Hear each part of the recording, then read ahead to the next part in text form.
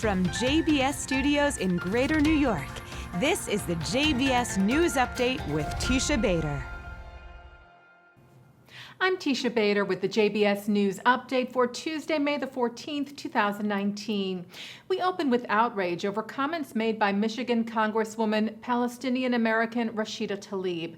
Speaking on a Yahoo News podcast last week, Tlaib, when asked about her support for a one-state solution, mentioned the recent commemoration of Holocaust Remembrance Day, and claimed that Palestinians lost their lands and some their lives, all trying to provide a safe haven for Jews after the Holocaust.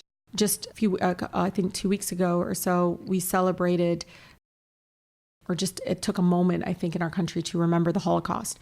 And there's a kind of a calming feeling I always tell folks when I think of the Holocaust and the tragedy of the Holocaust and the fact that it was my ancestors, Palestinians, who lost their land and some lost their lives, their livelihood, their human dignity, their existence in many ways have been wiped out on some people's passport. I mean, just all of it was in the name of trying to create a safe haven for Jews post the Holocaust, post the tragedy and horrific persecution of Jews across the world at that time.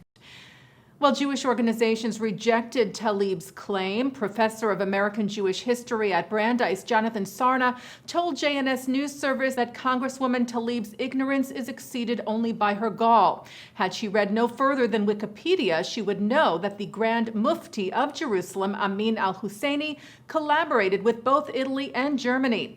Israel's envoy to the United Nations, Dani Danon, called Tlaib's comments grossly anti-Semitic and ignorant, tweeting, "You should take some time to learn the history before trying to rewrite it."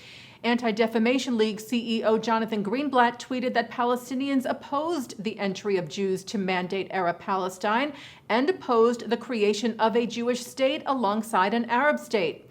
Greenblatt also tweeted that it was not acceptable for elected leaders to weaponize others' comments about Jews or the Holocaust for political gain, likely referring there to another issue that arose from Tlaib's remarks, when a number of Republicans took some of her words out of context, like Jewish Congressman Lee Zeldin, who tweeted that Tlaib says the Holocaust gives her a calming feeling, period, which is clearly not what she said or meant.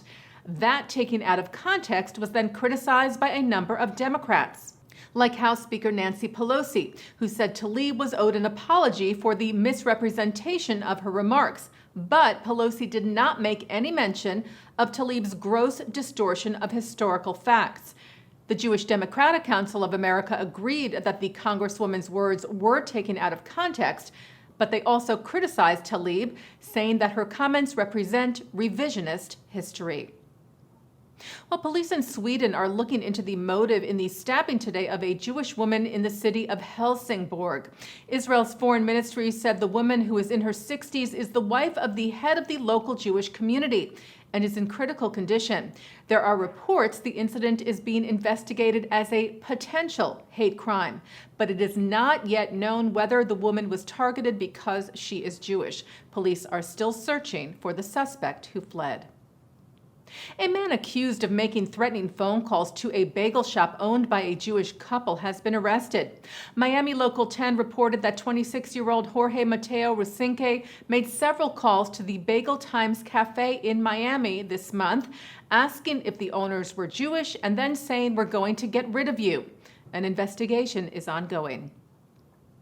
A new edition of the Diary of Anne Frank was published on Saturday, Liebe Kitty, or Dear Kitty, which is how Anne Frank began her diary entries, is an incomplete manuscript that, according to Amsterdam's Anne Frank House Museum, Anne Frank began after hearing on the radio in March of 1944 that diaries would be collected after the war, which made her decide to write a novel about life in hiding based on her diaries. The museum said with the publication of Liebe Kitty, we showed what Anne had in mind. They noted that this is the first time that this work by Anne Frank will be published in a new translation and in a standalone edition intended for a wide audience.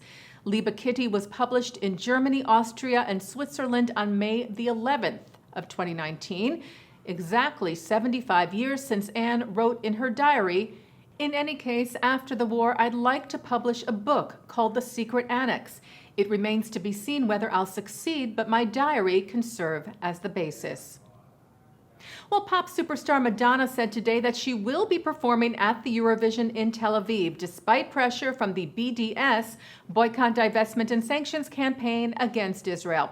In a statement to Reuters, Madonna said, "I'll never stop playing music to suit someone's political agenda, nor will I stop speaking out against violations of human rights wherever in the world they may be," stressing her hopes for peace in the region.